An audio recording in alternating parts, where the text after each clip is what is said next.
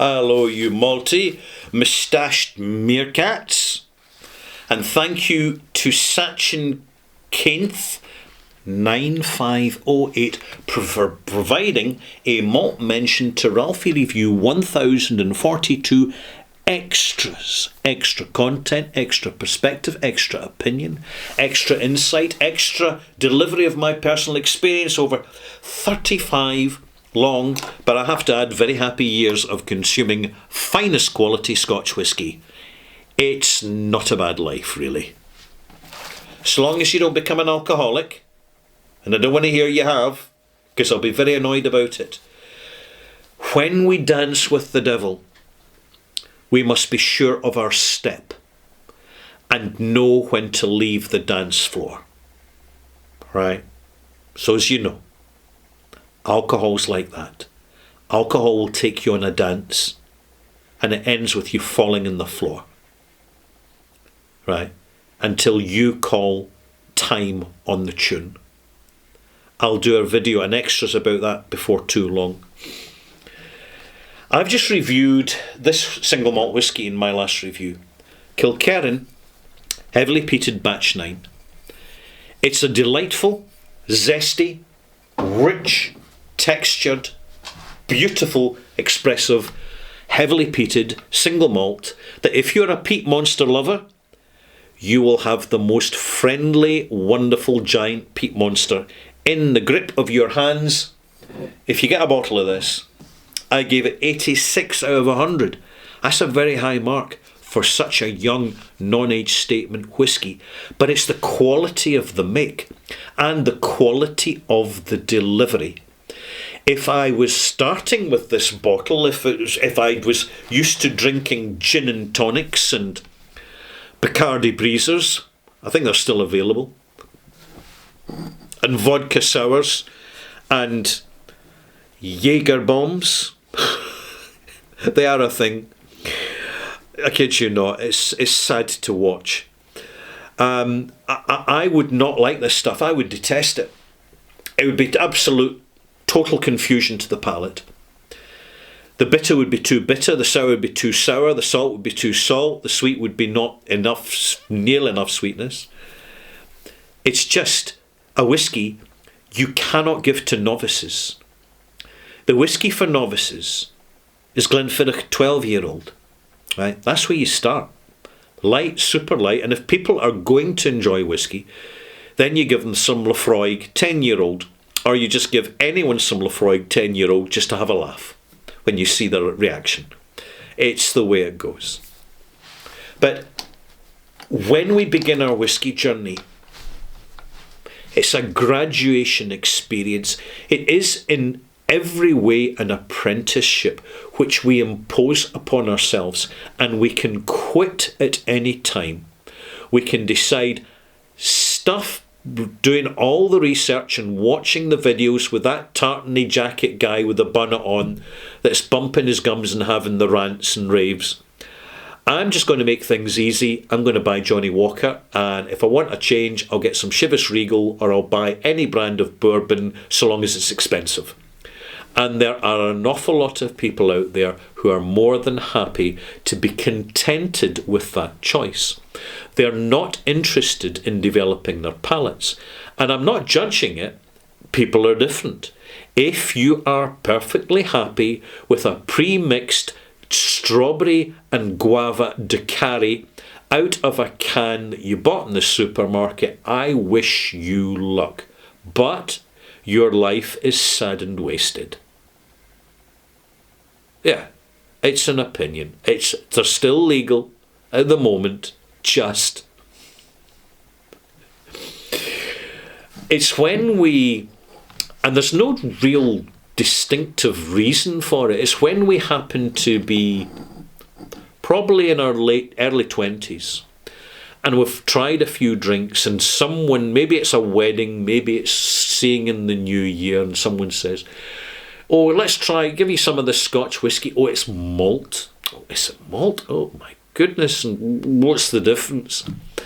And they pour you a glass in a tumbler like this, and it looks like a big measure because there's ice in the glass and it rattles about, and you smell it and you taste it and you go, well, it's interesting.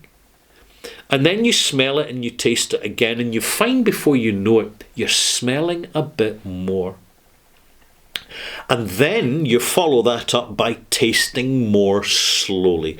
This is you starting out on your journey. Now, that journey could only last 5 minutes.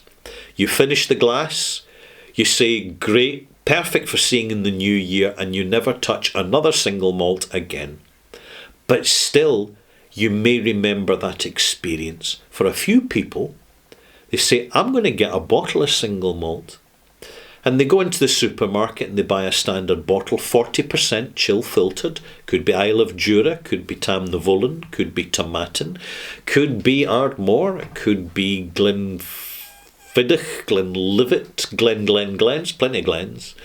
And you put you get a wine glass perhaps, or just a smaller tumbler, and you don't bother with the ice, so you just use 1 drop of ice instead of 5, and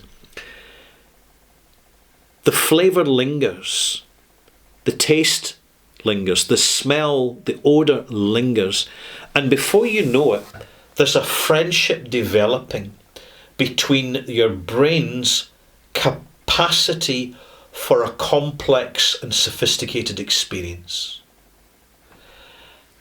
And it's whiskey, because whiskey is what is triggered by the sense of smell and the sense of taste, the 2 chemoreceptors in our sensation array, in our awareness array, senses array.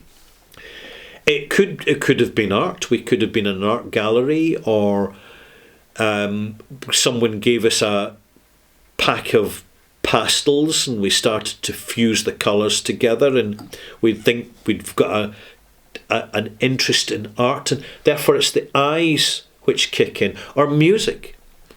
We may just pick up a second-hand guitar and decide, well, I've listened to plenty of music, let's make some music. And you learn the 3-chord trick and you take it from there, because you're off to a good start and you can strum along to quite a number of tracks that have been in the pop charts. And that's you started that journey, and it's auditory, it's the ears.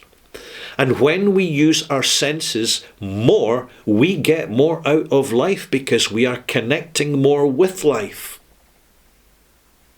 The thing about whiskey is it connects every sense. You can't really listen to art because pictures don't make a lot of noise. You can't really smell music. Well, you can smell the substances that are being consumed at concerts and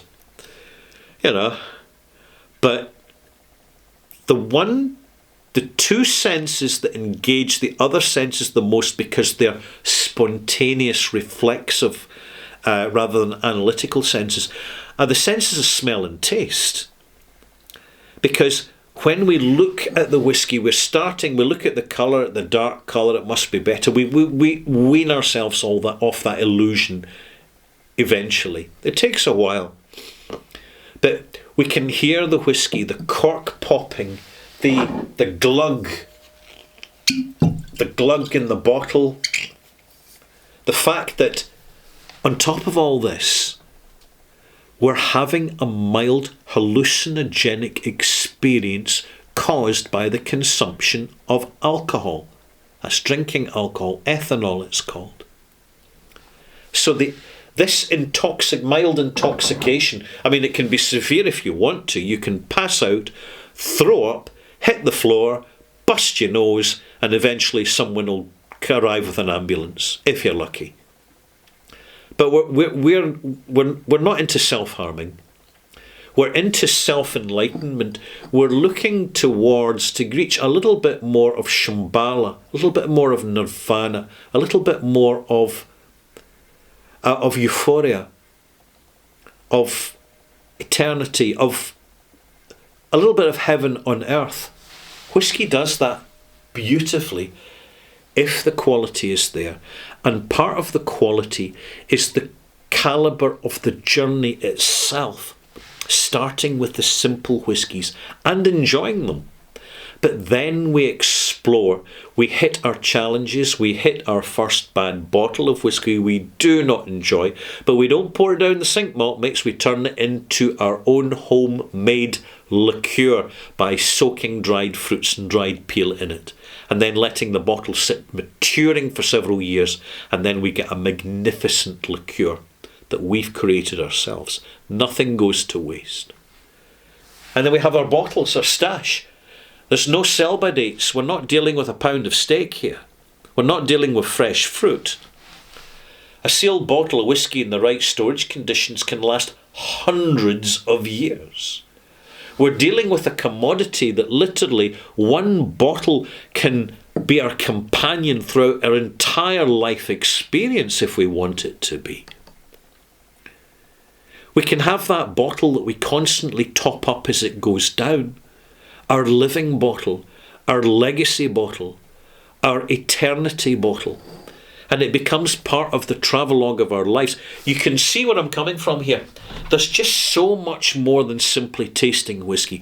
Our experience as we get more developed, as our palate looks for more, expects more, gets more and appreciates more, and as we grow and develop from experience, it's literally like putting on muscle in the gym. It's about being able to play the violin faster and with more virtuosity simply through practice, no matter what our skill level. This happens big time with whiskey and other quality spirits.